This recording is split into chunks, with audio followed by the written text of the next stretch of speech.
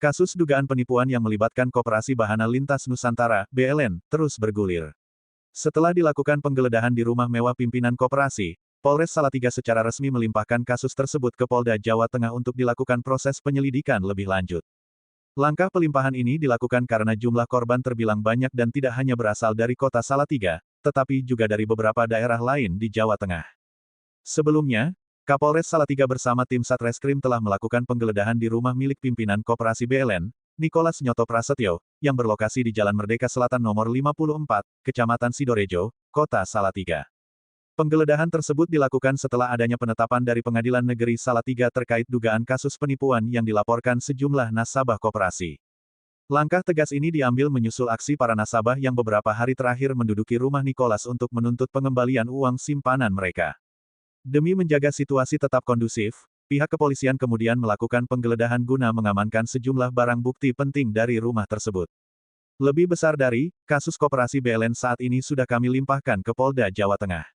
Hal ini karena jumlah korban cukup banyak dan tidak hanya di wilayah Salatiga, namun juga di beberapa daerah lain. Ujar AKBP Veronica, Kapolres Salatiga. Dalam penggeledahan yang berlangsung selama kurang lebih 3 jam itu, petugas berhasil mengamankan puluhan tas, brankas, serta berbagai dokumen penting yang diduga berkaitan dengan aktivitas koperasi. Seluruh barang bukti tersebut dibawa menggunakan 3 unit kendaraan dinas kepolisian, sementara rumah Nicholas juga disegel untuk kepentingan penyidikan lanjutan. Kasus ini kini menjadi perhatian publik, mengingat banyaknya korban yang merasa dirugikan dan total kerugian ditaksir mencapai miliaran rupiah.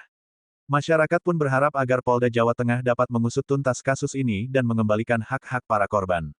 Dari Salatiga, Andik Kusuma melaporkan untuk Portal Indonesia Newsnet. Oleh Polres itu sudah dilimpahkan ke Polda, ya, disampaikan sudah dilimpahkan ke Polda, ditangani Polda. Kenapa dilimpahkan ke Polda? Karena ini menyangkut korban banyak, tidak hanya di Salatiga, ya. Sebelumnya di Salatiga hingga berapa banyak Bu yang sudah melapor, Bu? Saya naikkan satu, hanya satu LP kita limpahkan ke sana. Cukup satu LP pun bisa menindaklanjuti kasus tersebut.